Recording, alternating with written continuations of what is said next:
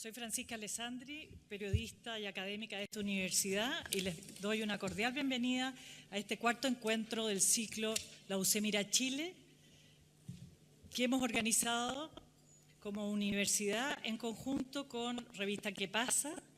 Y Radio Duna. Este encuentro se transmite en directo por Radio UC y Señal UC. En estos momentos hace ingreso al Salón de Honor de la Casa Central el candidato Marcel Clod, en compañía del señor rector, el doctor Ignacio Sánchez.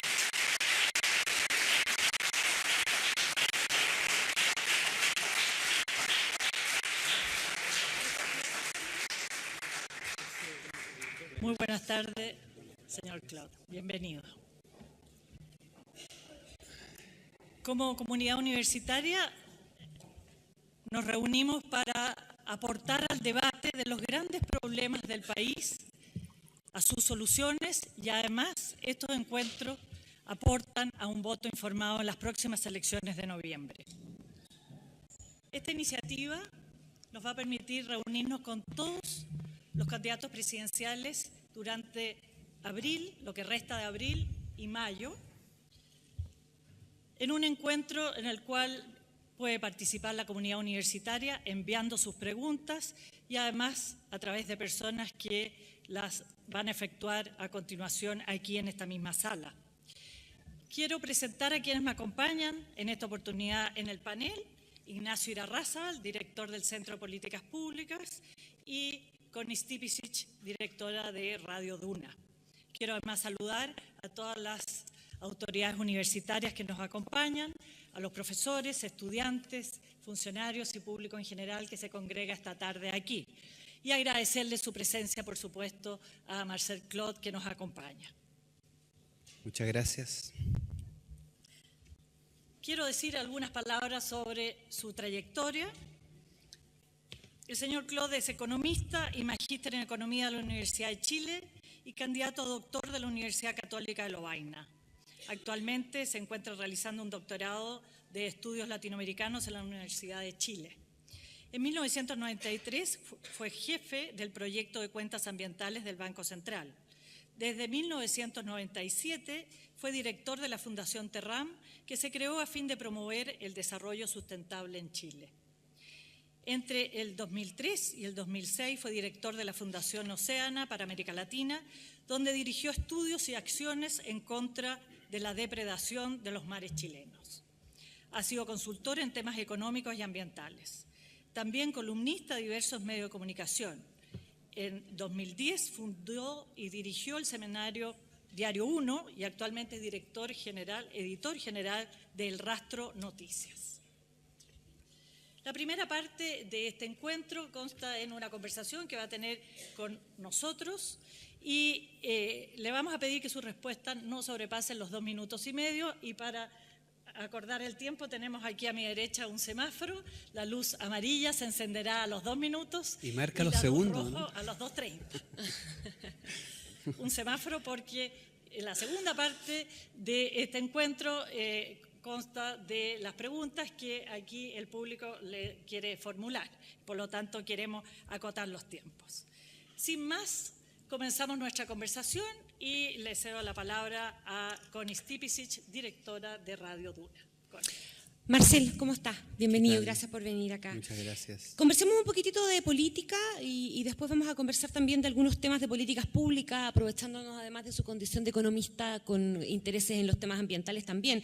Pero quería preguntarle primero, el Partido Humanista, que es el que lo proclama usted como abanderado y le ahorra, entre otras cosas, la recolección de firmas para ser candidato presidencial, ¿no es cierto? Solía pactar hasta las últimas elecciones con el Partido Comunista, en el pacto Juntos Podemos. Sin embargo, el Partido Comunista está hoy día pactando con la Concertación. No ha apoyado todavía explícita ni oficialmente la candidatura de Michelle Bachelet, pero la verdad es que pareciera ser solamente cosa de tiempo para que eso pase. ¿Por qué cree usted que los humanistas terminan fuera de esta alianza? ¿Por qué cree usted que el Partido Comunista termina por mirar hacia la Concertación y eventualmente tomar el camino de dejar de ser un extra sistema, eventualmente como lo estaba haciendo hasta ahora? Bueno, yo creo que el Partido Humanista ha tenido una trayectoria bastante consecuente en relación a su alianza con la Concertación. No nos olvidemos que fue parte de la Concertación. Así es. Y que el año 1993 deja el proyecto concertacionista porque hace una evaluación muy crítica de la conducción y la dirección que iba tomando y que ya se conocía. El año 93 nosotros sabíamos para dónde iba la Concertación. Y en ese sentido nunca ha pactado con partidos políticos que estén en la Concertación, y normalmente lo que hizo fue intentar construir una coalición, una tercera vía, una tercera fuerza, en donde el Partido Comunista estuvo presente la mayor cantidad de las veces. Ahora, sobre por qué el Partido Comunista está hoy día con la Concertación es algo que tendría que contestar el propio partido. Yo nunca he sido ¿Pero qué evaluación hay de ni que los sé humanistas yo. se vayan quedando solos y pierdan a su aliado más importante? Perdona, no te...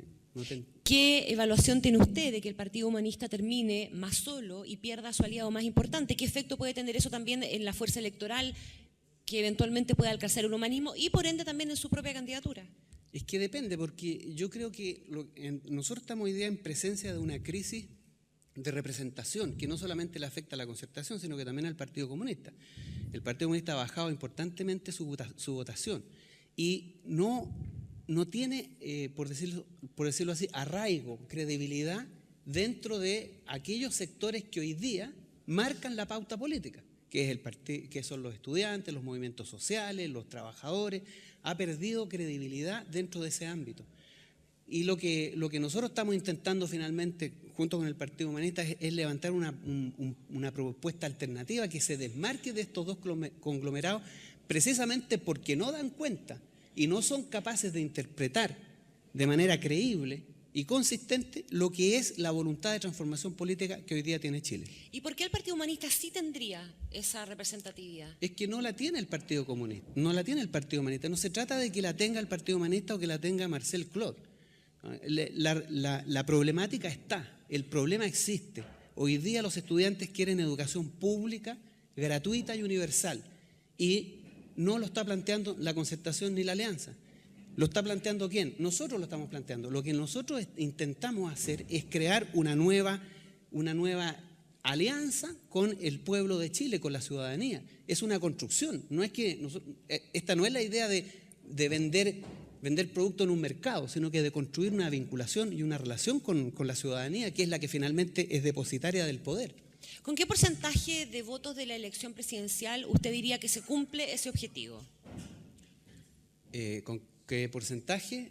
Bueno, con el 50% más uno que nosotros esperamos alcanzar, digamos. No, pero seamos realistas.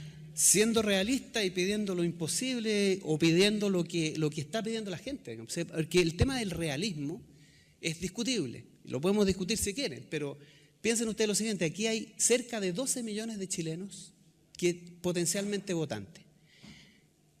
Con suerte, la Concertación y la Alianza van a llegar a los 5 millones. Si Dios es grande y si los planetas se alinean, van a llegar a los 5 millones. Le quedan 7 millones. Si nosotros somos capaces de plantear una alternativa política asentada en los movimientos sociales, con respaldo de la ciudadanía, con credibilidad política, con el 50% nomás de los que no votan, ganamos con creces la elección. Y no nos olvidemos que la historia nos demuestra que hay momentos, ejes, puntos de inflexión en la política que producen esos cambios. No siempre sale el sol todos los días. Y hoy día estamos en eso. Hay una incertidumbre gigantesca. La señora Bachelet tiene serios problemas de credibilidad en el movimiento estudiantil. Y el movimiento estudiantil va a marcar la pauta política de este año. Entonces, no están los vientos a favor de nadie particularmente, aunque las probabilidades, sobre la base de las probabilidades, ¿no? Uno podría decir, es más probable que gane o la Alianza o la Concertación, pero las probabilidades sobre la base de la historia. Y los hombres y las sociedades y las mujeres en general no tienen comportamientos tan estereotipados y en algún momento hay inflexiones que producen ejes de transformación dinámica en la sociedad. Señor Clot, ¿cuáles serían los 3 principales ejes de su propuesta programática? Bueno, el principal eje es un eje político, ¿no? la reforma o la nueva constitución sobre la base de una asamblea constituyente de elección popular y directa, es decir, apelar a la voluntad popular, al poder constituyente original. Ya, pero para primario. eso habría que terminar con el binominal antes, porque para elegir No, una no, no, asamblea por no. elección popular habría que hacer algún No. tipo de modificación anterior. No, yo puedo convocar un plebiscito que no es vinculante, pero si el 80% de los ciudadanos en Chile quiere una nueva constitución, no hay ningún poder del Estado que pueda objetarlo, porque finalmente las democracias se basan sobre la voluntad popular y no sobre lo que quieren las instituciones. Y si el 80% de los chilenos quiere una nueva constitución sobre la base de una asamblea constituyente, sería muy problemático que las instituciones políticas del Estado se negaran. Esa Ese es es una nuestro propuesta. ¿Esa es la única propuesta? No. O sea, Es que yo le pedía 3 ejes programáticos. Bueno, ese es uno. El otro eje es económico. Nosotros queremos construir una sociedad de derecho. ¿Qué significa esto? Nosotros evaluamos que Chile hoy día es solo un nicho de negocios, solo un espacio para el lucro y en el caso de la educación, para la delincuencia, porque hay rectores que están siendo procesados. Por lo tanto, para nosotros es fundamental que entendamos que tenemos que construir una sociedad basada en los derechos y no en los negocios. Y eso requiere, entonces, educación pública gratuita y universal, salud pública también de acceso universal, pensiones solidarias, no este escándalo de las pensiones que tenemos hoy día. Estamos planteando terminar con el sistema de la AFP, volver al sistema de reparto, donde las pensiones se fijan en función de las necesidades de los pensionados y no en función de la acumulación capitalista de los últimos 40 años que haya tenido. Ese es en el lado económico, por decirlo así. Y también en el lado valórico, nosotros estamos planteando una sociedad descentralizada, desconcentrar el poder, en donde, por ejemplo, la participación de las mujeres, de las minorías sexuales, de los trabajadores, de los pensionados, en general, instalarlos en la sociedad política chilena, digamos. Porque finalmente, hoy día, el único sector que participa, que decide, que tiene voz y mando en este país, es una pequeña oligarquía de un 1%, y nosotros creemos que hay un 99% que está afuera, y estamos planteando precisamente avanzar en esa dirección. Muchas gracias. Marcel, buenas tardes. Tuve oportunidad de ver ahí las 10 medidas de gobierno claves para transformar a Chile. La verdad que las 10 medidas que se proponen ahí son bien radicales, bien importantes. La pregunta que uno se hace desde el lado de las políticas públicas es que los 4 años van a ser cortos, porque ustedes hablan desde reforma constitucional a reformular el Estado, refundación del Estado de Chile. Entonces uno dice, en 4 años será posible cada una de estas. Entonces, ya se me anticipó un poquito a la pregunta que quería hacerle. Me interesa el tema, para ir abordando algunos temas en concreto. El tema, usted dice, terminar con el sistema de FP. Ciertamente, varios candidatos presidenciales han planteado que hay dudas, hay desafíos que el sistema de FP tiene que mejorar, cambiar. Pero usted es el más radical y usted dice eliminar el sistema de FP. ¿Cómo se elimina un sistema de FP en 4 años? Yo lo elimino en un año. En un año. Menos de 4, digamos, ¿eh? O sea, aquí la cosa es muy sencilla, digamos, ¿no? Hay un fondo que está administrado por 4 AFP. Bueno, ese fondo simplemente se saca de la AFP y se lleva al Instituto de Previsión Social. Y se permite que los trabajadores elijan entre estar en una AFP o estar en el sistema público. Y a partir de eso, las pensiones se van a determinar en función de ciertos parámetros que a nosotros nos parece fundamentales. No puede haber una pensión básica solidaria de 85.000 pesos hoy día. Tenemos que aumentarla significativamente. Las inversiones que se hacen con estos fondos son todos especulativos. Permitió que el año 2008 el 60% de la ganancia del fondo se perdiera y el 40% del fondo se perdió. ¿Por qué? Porque el sistema les permite hacer inversiones especulativas.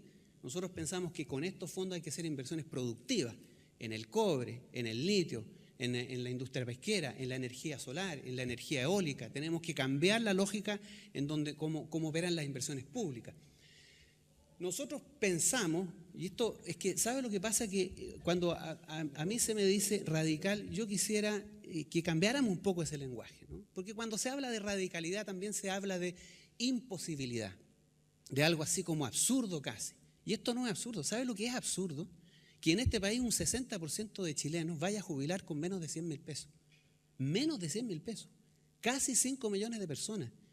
Es absolutamente impresentable que haya un negocio lucrativo con el sistema de pensiones, donde a uno le cobran el 14% del sueldo para una rentabilidad del 2% anual promedio en 40 años. Eso simplemente es inaceptable. Lo que es radicalmente absurdo es seguir manteniendo un sistema que está por todos lados haciendo agua. Y lo que nosotros creemos es que es perfectamente posible, en muy poco tiempo, en el plazo de menos de un año, reconvertir el sistema, porque aquí no hay que hacer grandes cambios, sino que simplemente cambiar los fondos de una cuenta a otra, y esos fondos administrarlos con sentido público. Me da la impresión de que es factible, no sé el apelativo de radical, lo que usted dice, es factible hacerlo. Ahora, tenemos la experiencia de Argentina, ¿no es cierto?, que hizo la gran quita, así como le llaman nuestros vecinos, los argentinos, que estatizó todos los fondos de capitalización individual y lo pasó precisamente a fondos de las obras sociales, que obviamente tienen un destino alternativo para las obras que el gobierno decida. Entonces, y nosotros ya tuvimos un servicio, un seguro social, que efectivamente las inversiones que hizo fueron menos rentables que el sistema de AFP, ¿no es cierto? No es cierto. Porque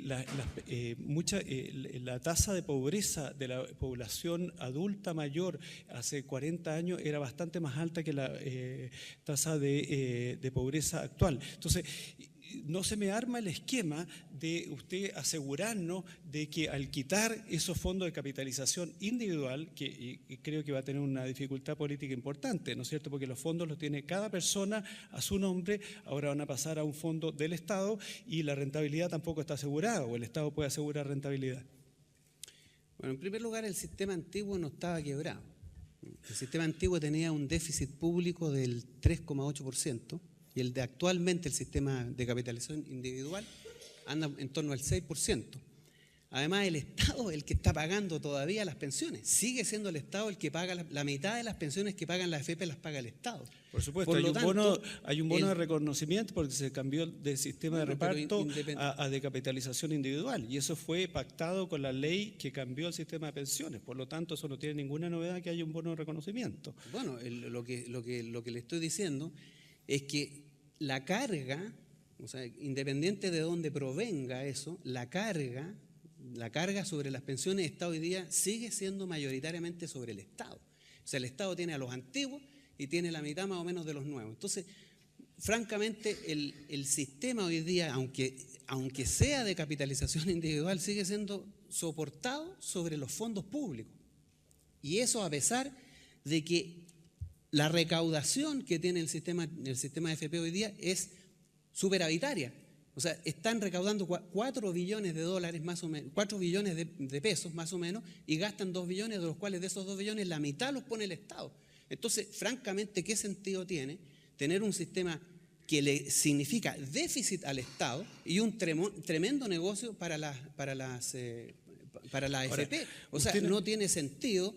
O sea, ¿cuál es el sentido, cuál es la razón de ser de un sistema de previsión? Que dé pensiones dignas a las personas y no que le asegure un buen negocio a las administradoras. Lo que hoy día tenemos es que el negocio es redondo, 40% de aumento de las ganancias en un año, y las pensiones son miserables e indecentes, menos de 120.000 pesos. Entonces, ahora, francamente no cumple su objetivo. Usted tiene que también considerar que hay un tema aquí que tiene que ver con la densidad de cotizaciones, que tampoco usted cree que va a aumentar la densidad de cotizaciones y que los empleados del sector informal, los trabajadores independientes, como se ha ido ampliando en los últimos años, van a querer cotizar con mayor fuerza por el hecho de tener una AFP estatal o un sistema único, porque usted ni siquiera habla, hay candidatos que han hablado de una AFP estatal, usted ni siquiera está hablando de una AFP estatal, usted esa palabra quiere borrarla, ¿no es cierto?, y su postura es un sistema previsional solamente estatal. Ahora, el gran problema que se ha dicho es que una de las dificultades que tiene el sistema son las lagunas previsionales y el bajo incentivo que tiene sobre todo las personas del estrato bajo a cotizar, sobre todo los trabajadores independientes. ¿Cómo va a abordar eso usted en su sistema estatal de cotizaciones? De la misma manera como se aborda actualmente, si no es muy distinto, ¿no? Existe el pilar solidario que se llama. Es decir, hay una pensión básica solidaria que se destina a las personas que no están en el sistema. y que hoy día asciende a 75.000 pesos, 85.000 pesos mensuales. Por lo tanto, el Estado va a tener que hacerse cargo de aquellos que no cotizan, que no aportan o que no están formalizados dentro del sistema de pensiones, digamos. Igual que ahora va a tener, y no nos olvidemos que ahora son el 50%.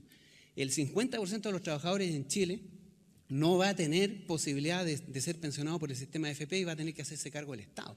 Esta fue la solución que encontró el gobierno de Bachelet. La cobertura del sistema, de acuerdo a los datos oficiales, anda por el 75, no el 50. ¿Perdón? La cobertura de afiliados, de acuerdo a los datos oficiales, anda por el 75, no por el 50%. No, claro, pero lo que yo le estoy diciendo, los que no cumplen con el mínimo, las 240 cotizaciones para poder tener una previsión por el sistema de AFP, es en torno al 50% de los trabajadores, que van a tener que recurrir al pilar solidario, que es la misma manera como va a tener que asumirlo un gobierno que sea solidario, que entienda que el problema de las pensiones no es un negocio, sino que es un derecho a las personas. Esa es la centralidad, porque acá se discuten de repente muchas cosas técnicas, pero aquí el problema es el siguiente: es un tremendo negocio sobre pensiones que son miserables, porque son pensiones miserables. Entonces, eso simplemente, ni siquiera desde el punto de vista económico, la ética nos dice que no podemos seguir sosteniendo una situación como esta, porque es un problema, va a ser un problema social. Yo me pregunto, ¿qué vamos a hacer? Un gobierno que sea relativamente solidario, que tenga conciencia humana, que tenga sentimientos, porque los gobiernos que hemos tenido hasta ahora son absolutamente, han perdido la condición humana, la sensibilidad básica de un ser humano de entender el dolor de los terceros. Bueno, ¿qué vamos a hacer con 5 millones de personas con menos de 100.000 pesos? ¿Qué es lo que vamos a hacer? Un gobierno decente va a tener que subir las pensiones, va a tener que hacerse cargo de la salud de esas personas, y le va a costar al país millones de dólares. La farra de la AFP le va a costar a este país millones de dólares. Las grandes ganancias de la AFP le va a costar a este país millones de dólares. Pero va a haber que asumirlo, porque es una tarea urgente entender que ese es un problema. Es un problema crítico, es una tragedia social que vamos a tener que enfrentar. Entonces, si no lo entendemos así, bueno, y entendemos que estos son posturas radicales, extremistas, lo radical y lo extremista es la situación que vamos a tener en 5 años más, en 10 años más, con 5 millones de pensionados que van a estar viviendo en la mismísima pobreza. Ese es el problema. Gracias, Marcel. Señor Claude, yo quiero llevar a otro tema. Usted en diversas entrevistas ha dicho que Venezuela es un ejemplo de proceso democrático. ¿En qué afirma esa declaración? Bueno, a partir de la Revolución Bolivariana se han desarrollado más de 15 procesos electorales, ninguno ha sido cuestionado, y cuando uno tiene un sistema electoral que ha sido durante 15 veces sometido a la votación popular y se gana con las mayorías que se gana, me parece que es mérito suficiente para decir que es una democracia ejemplar, incluso ejemplar para los mismos Estados Unidos, que tienen sistemas electorales indirectos. O sea, estas son elecciones directas, donde además la información se entrega a tiempo, no se han reconocido fraude. En las elecciones norteamericanas sí se han reconocido fraude. Entonces, a mí me parece que desde el punto, además, o sea, aparte de eso, digamos, ellos hicieron una nueva constitución en donde están representadas las mujeres, las minorías, las comunidades indígenas. O sea, realmente la constitución que se crea durante la administración del presidente Chávez, se crea una sociedad más democrática, por de pronto más democrática que la sociedad chilena, que nunca ha tenido una constitución democrática, nunca ha sido refrendada ni creada por voluntad popular las constituciones que hemos tenido. En cambio, en Venezuela sí hay una constitución que fue construida sobre la base de la Asamblea Constituyente de representación directa y popular. Eso es absolutamente democracia. Precisamente usted se refiere al proceso electoral, y en la última elección reciente hay toda una discusión respecto de la necesidad de recontar los votos debido a que el candidato de oposición acusa que puede haber habido fraude. Por lo tanto, ¿cómo ve usted en un proceso democrático que surja un gobierno con esas dudas respecto de parte importante de la población, sobre todo en una votación tan ajustada como la que se dio en Venezuela recientemente? Bueno, de votaciones ajustadas tenemos varios ejemplos, ¿no? Pero ese no es el caso. En Venezuela, el caso es las reclamaciones que está haciendo sí, en Venezuela hay en 18, Venezuela la oposición. hay 18 mecanismos de revisión del proceso electoral. 18 mecanismos de auditoría. Hasta 4 días atrás se habían hecho 17, en donde había estado presente tanto el comando del señor Capriles como el comando de Maduro. Lo que uno no puede hacer es dejarse llevar por el interés político de un candidato que perdió la elección, que hasta ahora no ha sido impugnado jurídicamente, sino que políticamente, procedimentalmente no ha sido impugnado. Lo que ocurre acá, claramente, es que había un interés por cambiar el proceso, digamos, y yo lo veo que la reclamación de Maduro, de Capriles, es política, no tiene nada que ver con el sistema electoral ni con los procesos de auditoría que se han llevado a la práctica y en donde ellos han sido parte. Así, a mí me parece que eso obedece más bien a una forma de enfrentar, de posicionarse políticamente y generar una situación de descontrol social que la generó, que provocó muertes, que provocó atentados violentos. Y a mí me parece que quien tiene que salir a la pizarra hoy día en Venezuela no es precisamente Maduro, sino que el señor Capriles tiene que dar cuenta de lo que hizo, que me parece irresponsable. Uno de los puntos que trabajó muy bien el presidente Chávez fue el control de los medios de comunicación. De hecho, poco a poco, algunos canales importantes que precisamente mostraban una opinión divergente a la opinión oficial, se les caducó su derecho a transmitir y poco a poco muchos medios, especialmente televisivos, fueron silenciados. ¿Cómo cree usted que debe ser el rol de los medios de comunicación en una democracia y cuál es la opinión que usted tiene al respecto de lo que ha pasado con los medios de comunicación en Venezuela? Yo creo que lo que tú dices es faltar a la verdad. ¿En qué sentido? No están en manos del Estado los medios de comunicación, están en manos de la oposición. La gran mayoría de los canales de televisión están en manos de empresas privadas que además son partidarias de Capriles. Las radios, los medios escritos, de 5 o 6, 4 son de la oposición. O sea, a mí me parece que, francamente, decir que en Venezuela se persigue la libertad de expresión es que simplemente es malintencionado. No lo digo yo, sino que diversos organismos internacionales de prensa, como la Sociedad Interamericana de la Prensa, lo ha sostenido. Por eso, ¿cuál es su opinión? Pero es cuestión de estar en Venezuela y contar cuántos canales tiene la oposición y cuántos tiene el Estado, cuántas radios tiene el Estado y cuántas tiene la oposición. Entonces, a mí me parece que eso es tendencioso. A mí me parece que no da cuenta de la realidad. Si la gente viera las opiniones que la prensa emite respecto a Maduro, respecto a Chávez, respecto al proceso bolivariano, es que se queda absolutamente sin palabras. O sea, eso no existe en Chile. No existe la posibilidad en Chile sin que a uno le metan una demanda por injurias y calumnias de las como las que se emiten en Venezuela respecto a las actuales autoridades. Si es una sociedad tan transparente, no sabemos de qué murió Chávez y dónde pasó sus últimos tiempos y cuándo volvió de Cuba? Bueno, yo no soy venezolano, la verdad es que esos detalles no puedo dar cuenta yo de eso. Si me preguntan eso no tengo respuesta. Yo miro esto desde Chile y los elementos que yo tengo para juzgar son eso, digamos, contar medios de comunicación, ver cuántas elecciones, con cuánto se ha ganado, cuál es la situación de pobreza, cómo es la situación económica. Y a mí me parece que mire, hay una cosa que uno puede decir de Venezuela, muchas cosas del presidente Chávez, y yo puedo tener muchos análisis críticos respecto a cómo se ha manejado la economía. Desde la estricta observancia de la regla económica. ¿Qué traería usted del modelo venezolano a Chile? ¿Qué cree usted que sería lo adaptable y que a usted, como futuro presidente, le gustaría? Bueno, pero antes de contestarte eso, hay una cosa que uno sabe. El presidente Chávez gobernó para su pueblo.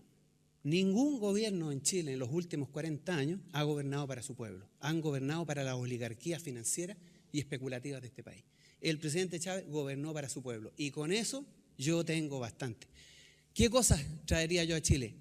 La Asamblea Constituyente, la nacionalización de los recursos, las políticas para mejorar la alfabetización, el estudio, la enseñanza pública gratuita, el financiamiento de las universidades para que todos tengan acceso.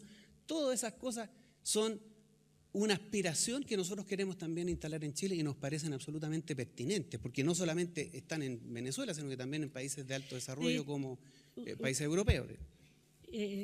Uno de los puntos importantes para el desarrollo de esta revolución bolivariana ha sido el petróleo, nacionalizado por Chávez. Sin embargo, en los últimos años la producción de petróleo en Venezuela ha disminuido notoriamente y además ha habido una cuantiosa ayuda a otros países. ¿Usted cree que habría que hacer un modelo similar con nuestro cobre, por ejemplo? Bueno, lo que nosotros y nosotras estamos planteando es la renacionalización del cobre, la recuperación de esa riqueza para beneficio de la educación, de la salud, de la previsión, para beneficio del desarrollo de Chile, que es básicamente la idea que se ha aplicado también en Venezuela respecto al petróleo. Ahora, yo no sé cuánto es lo que han ayudado o no a otros países. A mí me parece bien ayudar a los países. Me parece que si yo tuviese petróleo, digamos, si Chile fuera multimillonario en petróleo y pudiese apoyar a países vecinos, yo lo haría, digamos. Me parece que está en la lógica de la integración latinoamericana, de la solidaridad de países hermanos que compartimos una historia, una cultura, una lucha por la independencia. Yo la verdad no sé por qué se critica que Venezuela le dé petróleo a Cuba y que Estados Unidos hace 50 años lo tenga en un cerco que le impide vincularse con el resto del mundo. Eso no se cuestiona ni se critica, pero a Chávez sí le critican que apoye y que intente resolver el problema de Cuba, porque finalmente en Cuba también hay necesidades. Entonces, a mí me parece que la lógica de nacionalizar los recursos, de funcionalizarlos desde la ganancia de capital multinacional, porque en Chile hay que entenderlo bien, se llevan 40.000 millones de dólares. Es un escándalo inaceptable que las multinacionales, sin dejar empleo, sin dejar impuestos, sin hacerse cargo de los pasivos ambientales, se lleven 40.000 millones de dólares y aquí nosotros tenemos a los estudiantes marchando porque piden educación pública gratuita. Eso a mí me parece inmoral, no solamente una cuestión de carácter económico, sino que inmoral.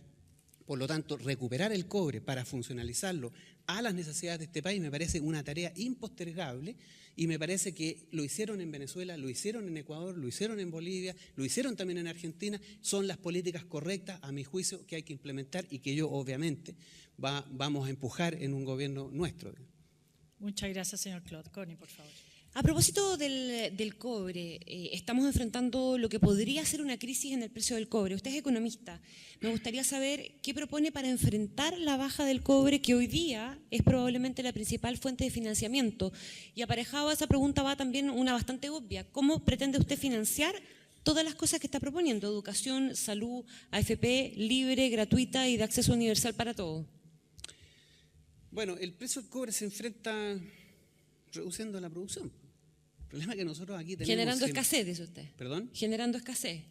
Pero obvio, pues eso es lo que hizo Chávez, porque a Chávez le tenían el petróleo en el suelo, porque estaban interesados en financiar, en entregarle petróleo gratuito a los norteamericanos. Entonces, ¿qué es lo que hizo Chávez? Fue juntarse de nuevo con la OPEP, regular las cuotas y subir el precio del petróleo para efectos de generar mayores ingresos para su país. Nosotros tenemos que hacer lo mismo, o sea, el cobre tiene que ser un bien, tenemos que administrarlo de tal manera que al país le convenga, a Chile le convenga. Nosotros no podemos aceptar 100.000 millones de dólares de inversiones extranjeras que van a hundir el precio del cobre. O sea, obviamente hay que regular la oferta de tal manera que tengamos porque también, ojo, ¿por qué es importante también regular la oferta? Porque a mayores proyectos de inversión en el cobre, más contaminación, más destrucción de agua, eso también hay que contemplarlo. Por lo tanto, reducir la oferta para subir el precio y disminuir los impactos ambientales es una política absolutamente correcta, ¿no? Pero además, voy a hacer una parte de la pregunta. Esa era una parte de la pregunta, ¿Qué es lo que vamos de a ahí hacer deriva con parte importante del financiamiento de las políticas que usted está proponiendo. ¿Qué otras fuentes de financiamiento adicionales considera? Porque usted hablaba de que la farra de las AFP le va a costar al país millones de dólares, pero lo que usted propone también cuesta muchos millones de dólares. ¿De dónde los sacaría? Bueno, en primer lugar del cobre. Bueno, no, ni siquiera en primer lugar, digamos. por una parte del cobre, el litio, pero también por otra parte importante los tributos, digamos, ¿no? En Chile las empresas no tributan. Eso es otro escándalo más, digamos, ¿no? Porque si hay algo que sorprende en este país, la capacidad de no sorprenderse frente a tanto escándalo que existe. Las grandes empresas y las empresas en Chile no pagan impuestos. No pagan ni un peso de impuestos. Porque Pero eso no es todos correcto. los impuestos que pagan son entendidos como un crédito de sus propietarios. Entonces, si tú tienes una empresa que tributa un 20% de las utilidades, cuando tú declares tus impuestos como persona, Impuestos Internos reconoce que los impuestos que tu empresa pagó puedes descontarlos de tus impuestos personales. Por lo tanto, al final del día no pagan impuestos, tienen la posibilidad de descontarse completamente de los ingresos de sus ¿Qué propietarios. consideraría una reforma tributaria suya? Una reforma tributaria consideraría eliminar, por supuesto, esto del crédito para que empiecen a pagar impuestos las empresas y aumentar al menos al 35% del impuesto a las utilidades de las grandes y mega empresas en este país. Eso es por de pronto. Aparte de otras, eliminar todas las martingalas que tienen las empresas para evadir impuestos, porque aquí además le llaman elusión de impuestos, no es evasión de impuestos. No pagan impuestos, eso de evasión es un delito en cualquier país desarrollado. En Chile le cambiaron el nombre para que no sea delito. Eso hay que eliminarlo. Ahí tú tienes 10.000 millones de dólares. Aumentando los impuestos a las empresas va a generar por lo menos 30.000, 40.000 millones de dólares más. Con el cobre 40.000 millones de dólares y además tienes los 160.000 millones de dólares de la AFP. Está regalado, el cambio es así, digamos.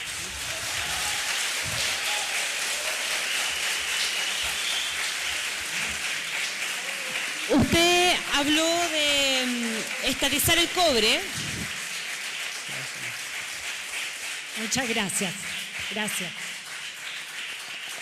Usted habló de estatizar el cobre como una forma de financiarse también. Me gustaría saber, ayer hubo una marcha por el agua, el tema de la energía también es un tema pendiente de varias resoluciones.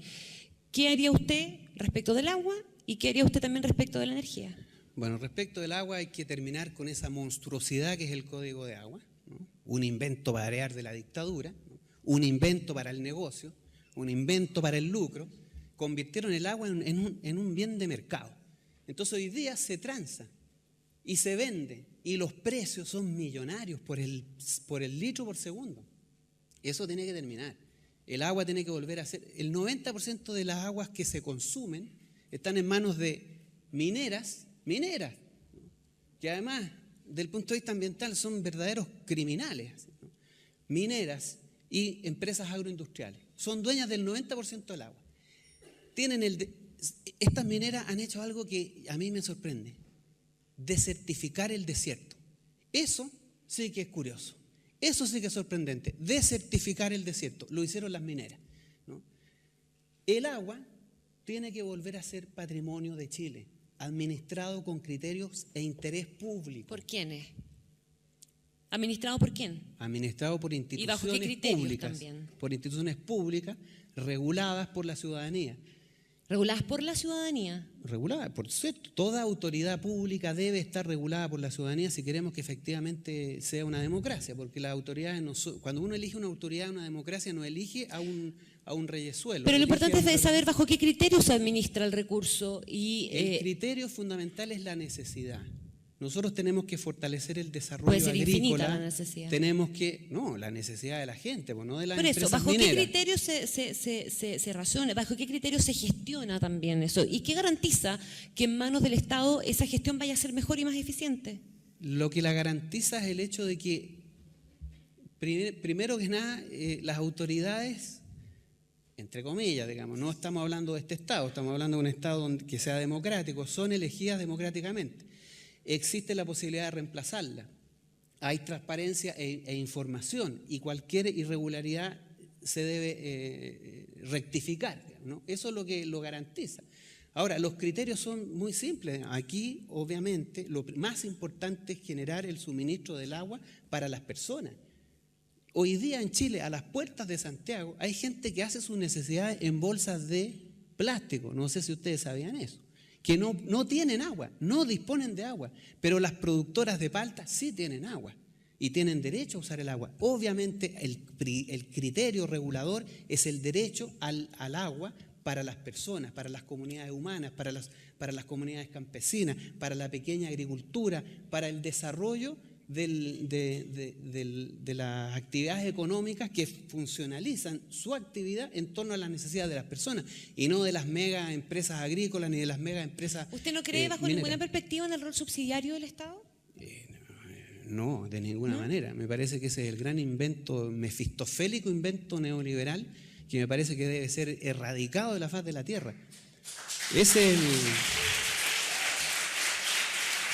creo en un Estado. El Estado para mí es una instancia, es la representación del interés público y debe funcionar para el interés público.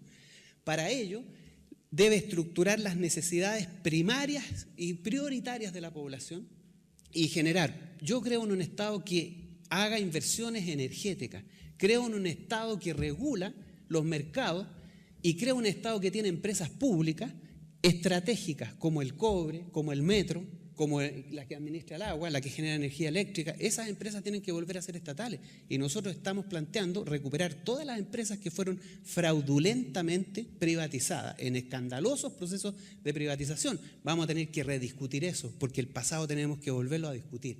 Y respecto a la energía me preguntaste también, ¿no? Sí. Bueno, yo lamento ser reiterativo, ¿no? Pero la energía es otro gran nicho de negocio porque Chile es un nicho de mercado, un nicho de negocio.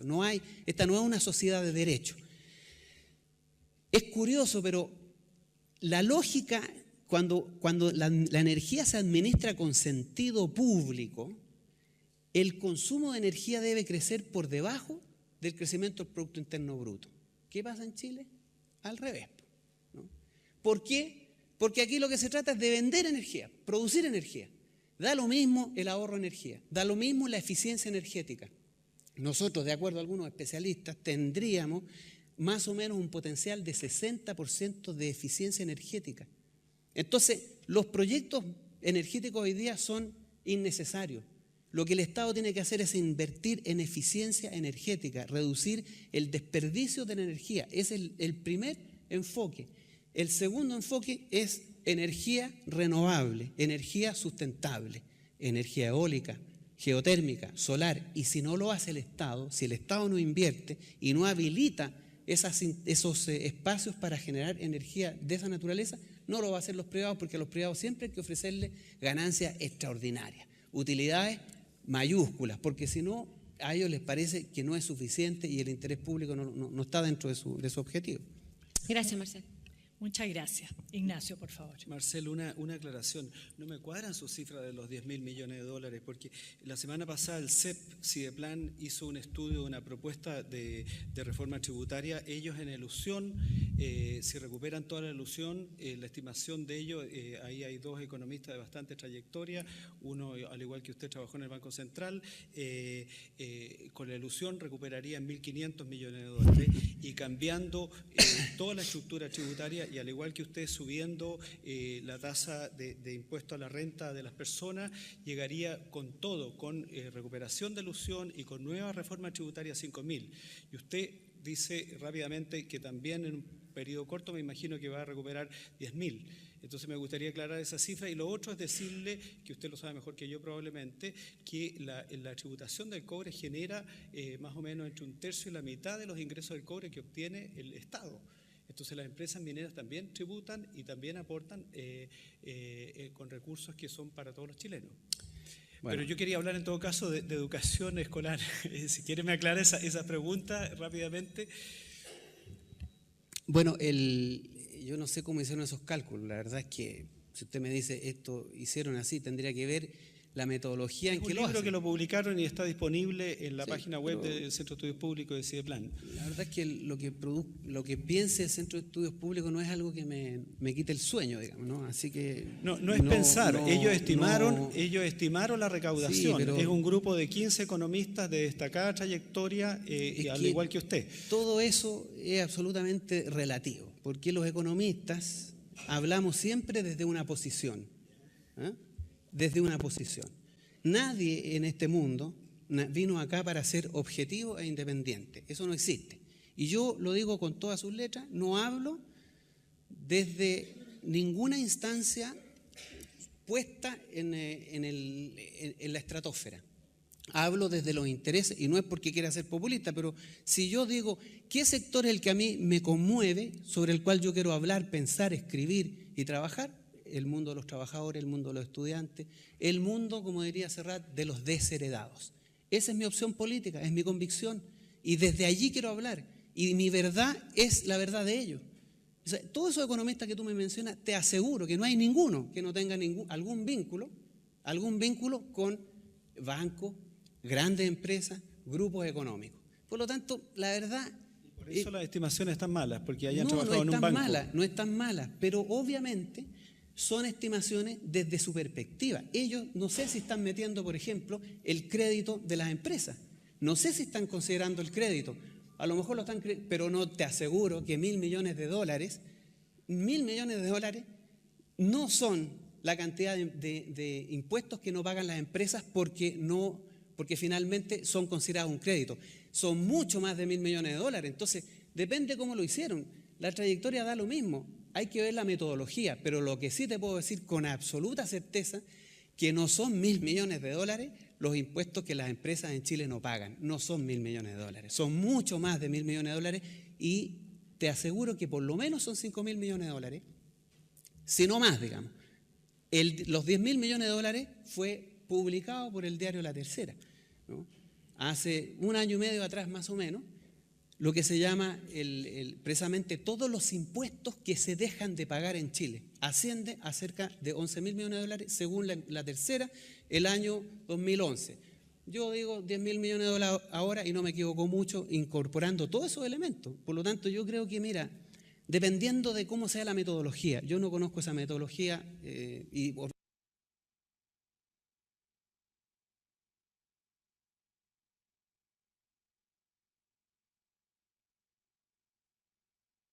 hacer ninguna reforma tributaria en este país porque vamos a recaudar muy poco dinero.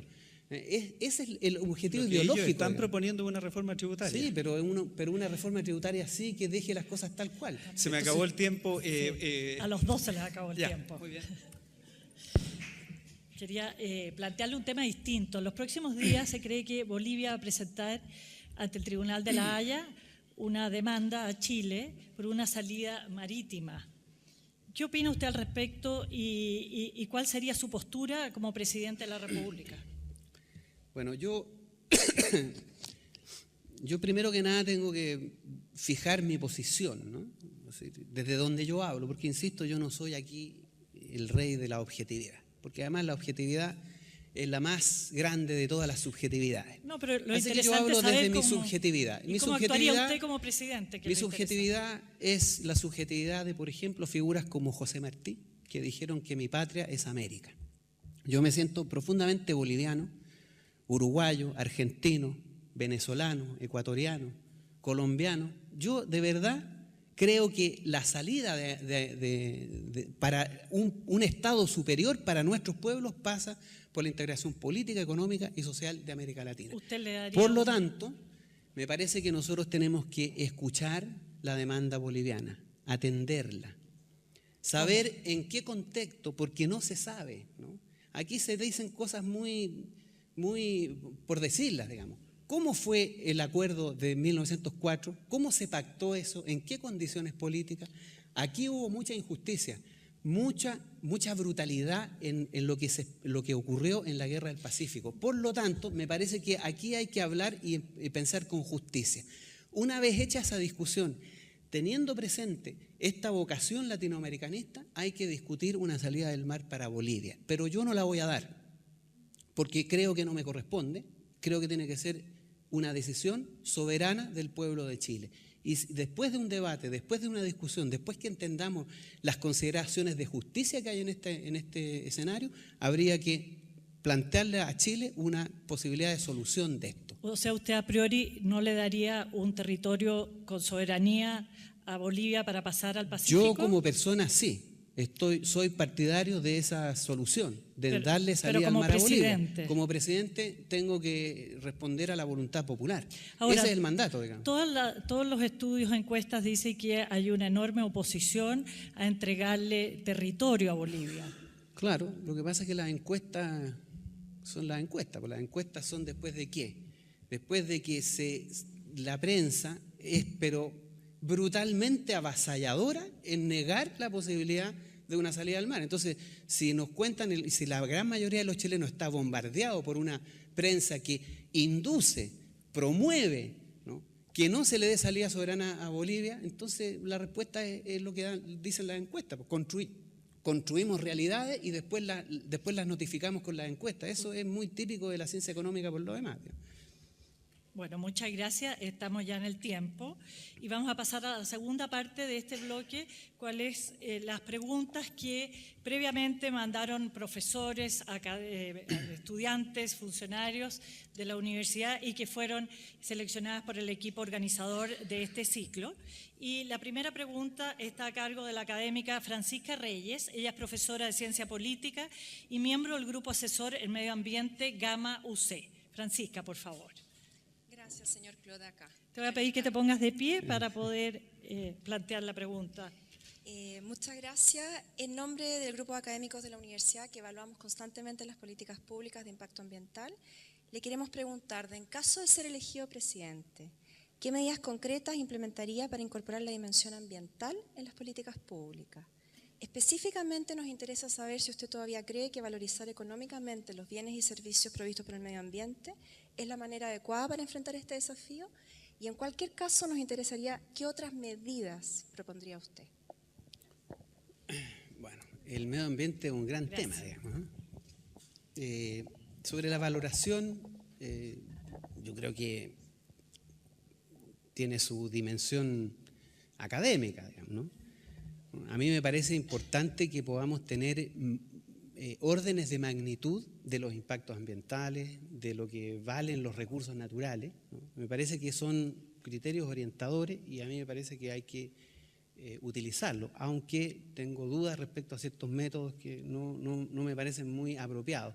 Pero sí creo que nosotros debemos utilizar ese instrumento, nosotros debemos valorar, por ejemplo, porque eso es otra cosa que nadie sabe en nuestro país, ¿no?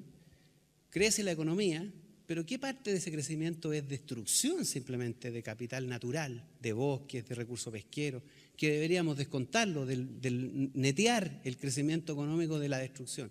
Eso hay que incorporarlo, o sea, instalar en Chile un sistema de contabilidad macroeconómica que nos muestre cuál es el impacto adverso sobre el medio ambiente, a mí me parece fundamental. Yo trabajé en eso, levanté el primer proyecto en Chile sobre las cuentas ambientales y como sus impactos políticos fueron graves, digamos, la industria forestal, pesquera y minera pidieron la cabeza del entonces jefe de ese proyecto, o sea yo, y se la dieron, ¿ah?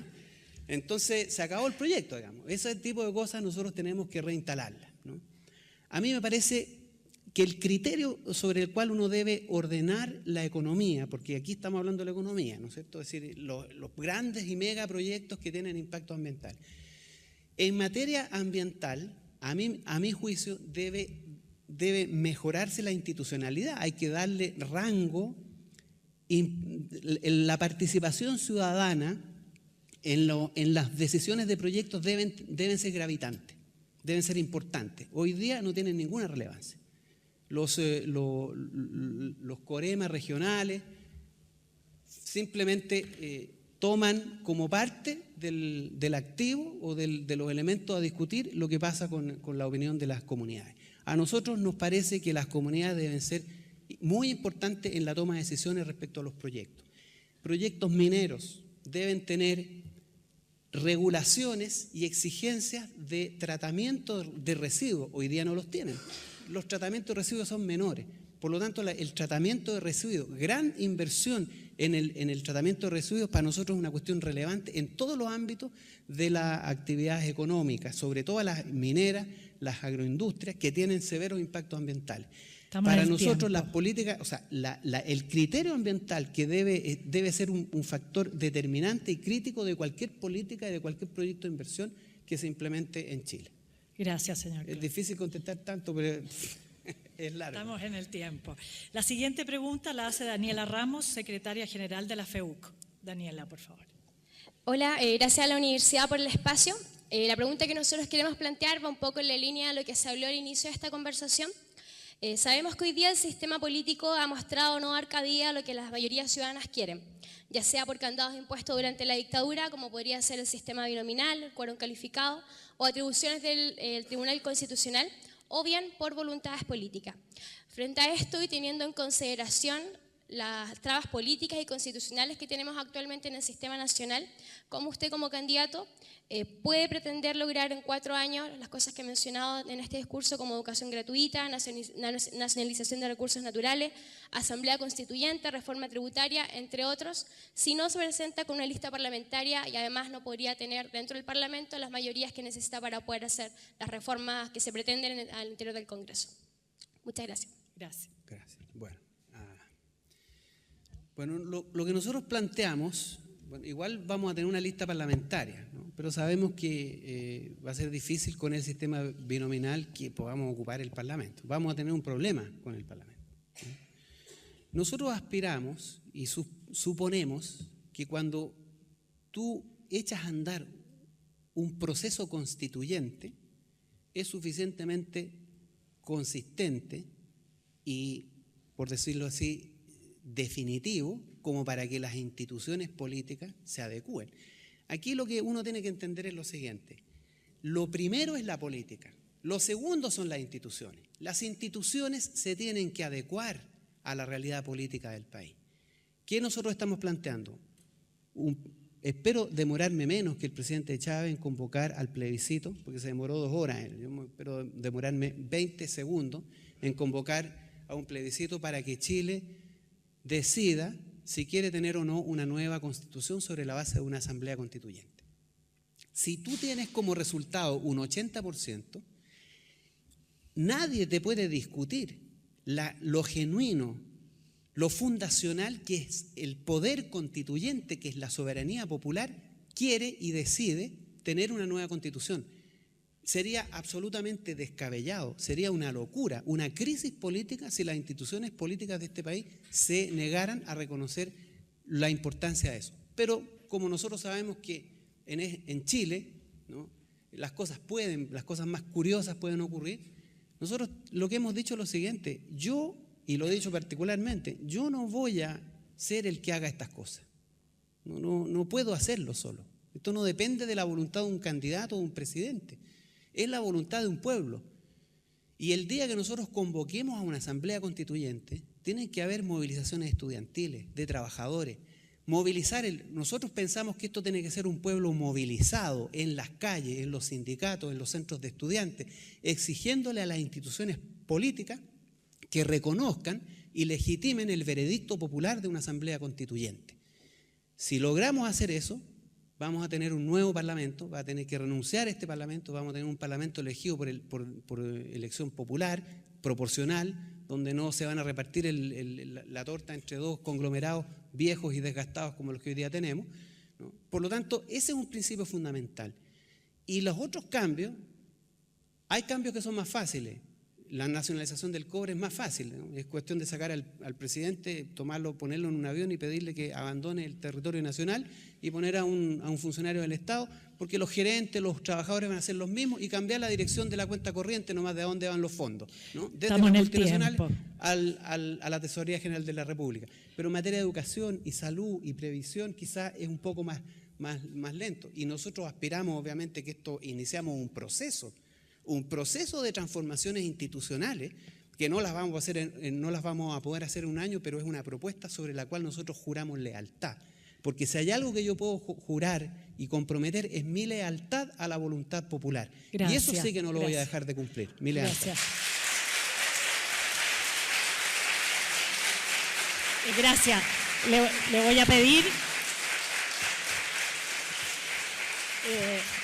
Muchas gracias. Tenemos varias preguntas pendientes. Le voy a pedir que respetemos los tiempos de respuesta para que las personas que han venido a plantear sus preguntas tengan tiempo de hacerlas. Está bien, pero que me hagan preguntas más acotadas también, porque en realidad, si me preguntan qué voy a hacer en medio ambiente, es que hay que hacerlo todo, digamos. Lógico. Es cierto. Bueno, pero son los tiempos que tenemos, y ahora la pregunta la va a hacer Tamara Barrales, socióloga de Penta UC. Tamara, por favor.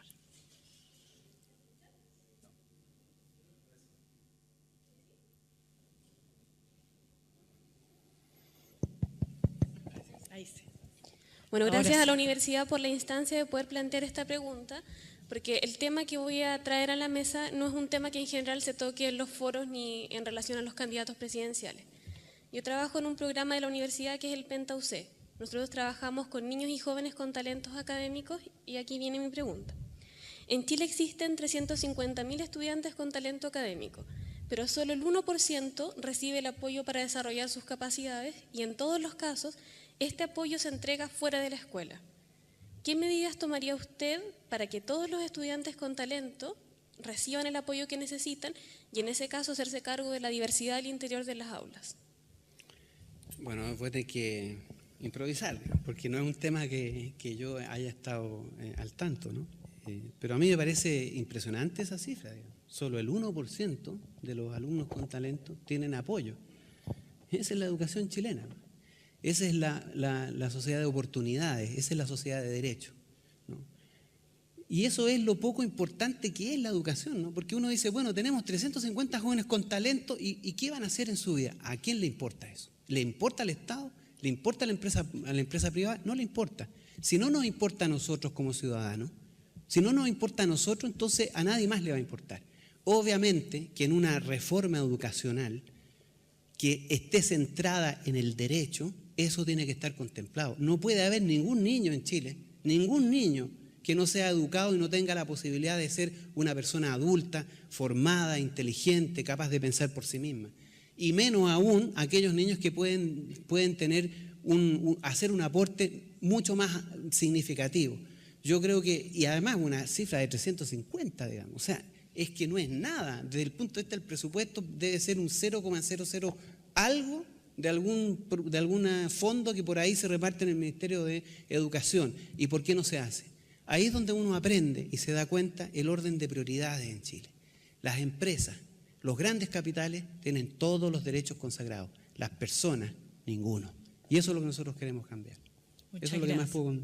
mi compromiso con eso, digamos, obviamente, ¿no? Muchas gracias. Pasamos a la siguiente pregunta, que la formula Emilio Morales, alumno de Química. Emilio.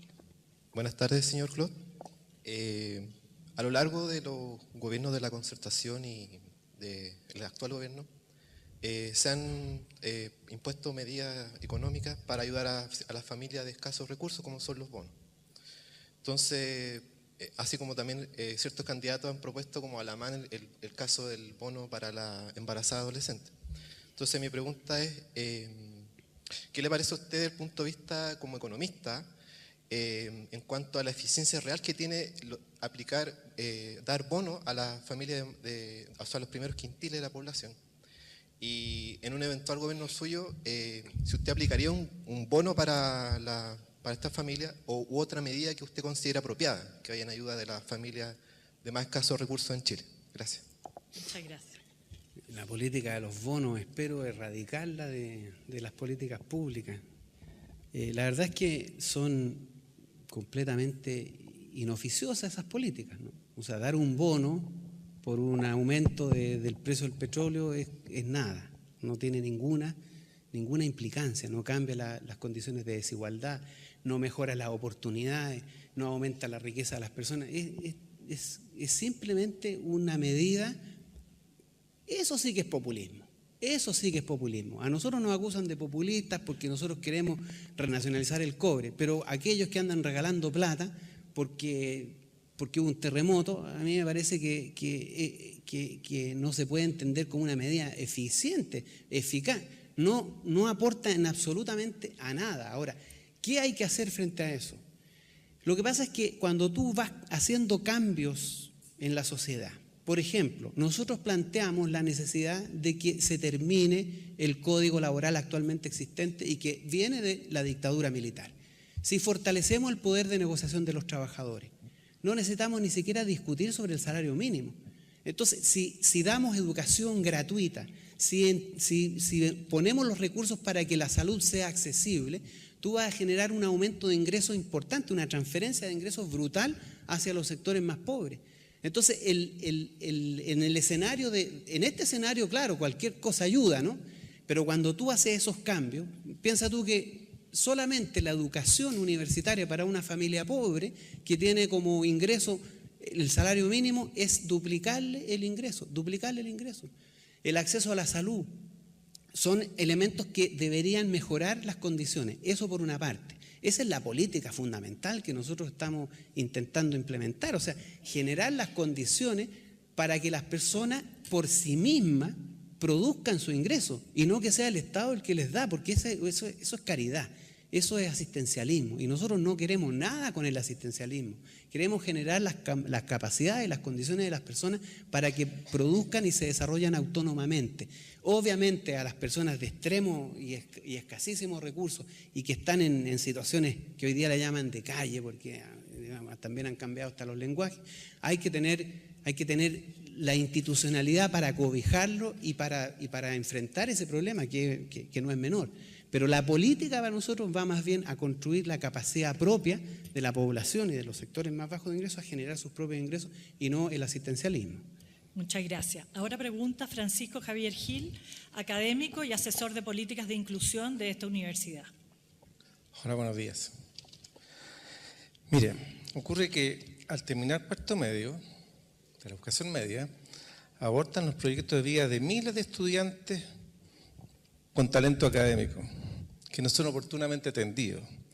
Normalmente son estudiantes que egresan de los colegios más vulnerados de Chile y abortan porque no alcanzan los 600 puntos en la PSU que exigen la universidad más selectiva de calidad de nuestro país. Lamentablemente, esta realidad no va a cambiar, aun si la educación superior fuera gratuita. ¿Qué le propone usted a esos miles y miles de chilenos y chilenas que sufren esta violencia estructural? Muchas gracias. Bueno, el problema de la educación en Chile no es menor, digamos, y no se resuelve con el que tú asegures que la educación sea gratuita, ¿no? Ahí estamos hablando de cuestiones que son más profundas, ¿no? Que dicen relación con desigualdades, con falta de oportunidades, con precarización del trabajo. Nosotros no podemos plantear una solución inmediata frente a eso. No tenemos una política así, mire, esto se resuelve de esta manera, ¿no? Eso por eso que el problema de la educación va a demorarse bastante más que 4 años en resolverse. Nosotros lo que estamos planteando es asegurar los recursos básicos para ir generando las condiciones para que los problemas que estamos enfrentando se vayan resolviendo. Frente a esa situación es muy difícil tener una respuesta inmediata. Yo creo que tenemos que producir integración social también, porque mucho de eso dice relación con la desintegración social, con el problema de las drogas, con la violencia intrafamiliar, con la marginalidad. Y eso no lo resuelve el problema, no lo resuelve la educación. Esos son problemas sociales que repercuten sobre la educación. Nosotros aspiramos a que si generamos una sociedad de mayor igualdad, donde podemos producir transferencias de riqueza desde los sectores más altos a los más bajos de ingresos y vamos promoviendo condiciones apropiadas para el desarrollo de la educación, ¿no? Por ejemplo, en materia de infancia en peligro social, en daño social, hay que fortalecer todo lo que es el trabajo del CENAME. El Servicio Nacional de Menores es una cosa espantosa en materia de los recursos que tiene y la poca capacidad que tiene de hacerse cargo de los graves problemas sociales. El sistema educacional no puede responder a eso, no es capaz por sí mismo de resolver eso. Es un problema mayor que dice relación con transformaciones que apuntan a resolver la marginalidad, a resolver la falta de inclusión, la exclusión mayoritaria. Y eso es un problema de políticas generales, políticas económicas, políticas educacionales, de salud. Todas esas políticas deberían estar orientadas a resolver ese problema, pero no puede ser exclusivamente una respuesta que venga desde la educación, ¿no? Muchas gracias. Ahora pregunta Fernanda Bravo, estudiante de Sociología. Hola, buenas tardes. Me gustaría retomar el tema medioambiental y preguntarle específicamente qué medidas pretende aplicar para resguardar los recursos naturales y para acotarlo aún más en el caso del agua, como lo que sucedió en Alto Maipo y ahora el eventual proyecto Codelco 244 y la destrucción de los glaciares. Eso. Gracias. Bueno, es que medidas específicas respecto a esos proyectos es difícil que yo te pueda responder porque en primer lugar hay que entender hay que estudiar esos proyectos, ¿no? Hay criterios sobre los cuales a mí me parece que hay que trabajar. Un criterio obviamente es eliminar, reducir o tratar, digamos, los residuos que estos proyectos tienen, ¿no? Pero primero que nada tenemos que estudiar el proyecto, tenemos que ver de qué se trata, cuáles son las implicancias que van a tener. No siempre se conoce, los estudios siempre están intencionados, se hacen desde una perspectiva o de otra. Pero en esa materia, por ejemplo, en el caso del proyecto 244 de la minera andina, están involucrados 22 glaciales aproximadamente. Obviamente un proyecto de esa envergadura que pueda tener esos impactos, hay que pensar seriamente si pueden ser viables o no, ¿no? Más aún en el contexto de lo que nosotros estamos planteando, que es la idea de nacionalizar los recursos, la explotación minera que ya existe, digamos. ¿Para qué vamos a tener proyectos nuevos cuando existen actuales proyectos que pueden ser retomados desde la perspectiva del interés público? En materia de proyectos energéticos como el del Maipo, del Alto Maipo, bueno, ese es un proyecto que tiene severos problemas y tiene impactos graves sobre la cuenca. Esos proyectos, si tienen esos impactos, no pueden ser aprobados. Esa es para mí una cuestión fundamental. O sea, los proyectos tienen que tener una rentabilidad social y una rentabilidad económica hasta por ahí nomás, digamos. Pero fundamentalmente los proyectos energéticos tienen que tener rentabilidades sociales y los proyectos mineros también.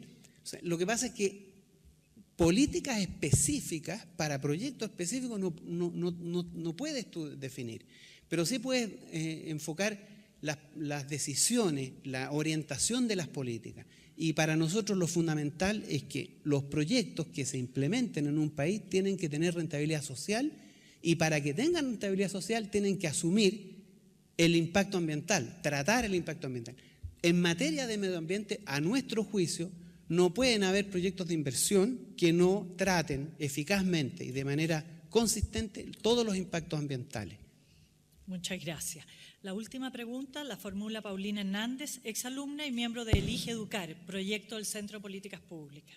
Hola Marcel, quisiera que volviéramos a la sala de clases para hablar en concreto de educación y saber cuál crees tú que es el rol de los profesores para la educación del país y qué medidas propones para asegurar ese rol. Gracias. El rol de los profesores. Si a mí me hacen volver a la sala de clase, vamos a tener problemas. Yo no fui un alumno muy obediente, ¿eh? Pero a mi juicio, ¿no?, el profesor es una figura relevante, ¿no? Debe ejercer un rol de liderazgo, digamos, ¿no? Pero también creo que ese rol debe ser regulado, ¿no? Porque en la sala de clase, por lo menos por mi experiencia y la de muchos otros que también conozco, a veces pasa los límites del respeto y la dignidad de las personas. Yo creo que es importante, pero no puede ser exclusivo. A mí me parece que tenemos que cambiar los modos de aprendizaje. Esto de la sala ordenada, todo en fila y el profesor dando cátedra, yo creo que ahí hay algo que debemos modificar, porque nuestra sociedad, la sociedad chilena, es extremadamente autoritaria. Y ese autoritarismo se aprende en la casa y se aprende también en el colegio. Hay prácticas autoritarias en la sala de clases que a mí me parece que tienen que ser modificadas. Los estudiantes deben ser tratados con dignidad y respeto. Y muchas veces en las salas de clase eso no acontece.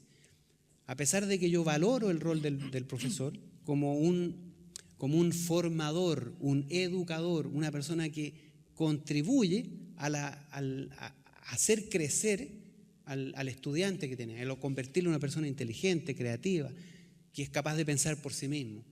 Y ahí yo creo que hay falencias importantes, que no tienen tanto que ver con el profesor, ¿no?, y en medida también, ¿no?, pero también tienen que ver con una cultura autoritaria que debemos modificar. Y por eso es importante también cambiar la Constitución, porque todo tiene que ver finalmente con eso.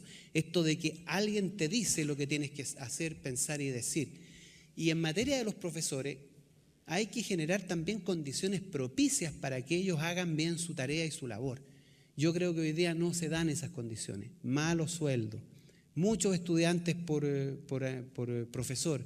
Esas cosas claramente tienen que modificarse, porque no solamente hay que aumentar el presupuesto de la educación, sino que hay que modificar la forma en que educamos, cómo educamos, en qué educamos, cómo formamos a las personas. Eso. Bueno, muchas gracias. Le queremos agradecer a todos los que han venido a plantear sus preguntas. Un momentito. Ahora le vamos a dar al candidato 1 minuto y medio para que pueda hacer el cierre de este encuentro, para luego dar término al encuentro. Bueno, yo quiero agradecer la invitación que se me ha hecho y la asistencia de todos ustedes y decir algo que a mí me parece importante. La política es central en la vida de los pueblos y en la vida de las personas. Lo decía Bertolt Brecht, hasta el precio de los porotos es una decisión política.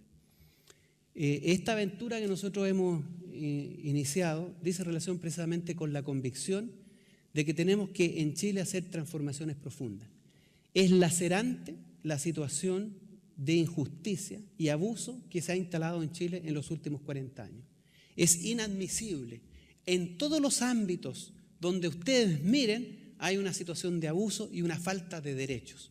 Nosotros tenemos que avanzar precisamente a eso, a construir la sociedad de derecho, a instalarla como con la legitimidad que la política solo puede dar.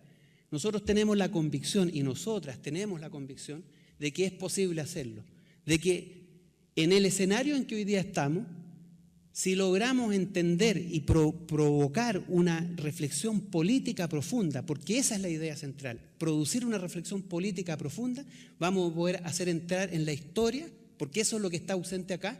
Hace 40 años que los trabajadores, que los estudiantes, que las mujeres, que las minorías de todo índole no están presentes en la historia y tienen que ser parte, son parte de la sociedad chilena. Nosotros queremos construir una sociedad democrática, descentralizada y participativa, con la conciencia absoluta y certera de que todo lo que hagamos hoy día es un futuro mejor para mañana. La sociedad que queremos construir es una sociedad de justicia y no una sociedad de abuso. Muchas gracias. Muchas gracias. Muchas gracias, señor Claude. Muchas gracias a todos ustedes por acompañarnos esta tarde.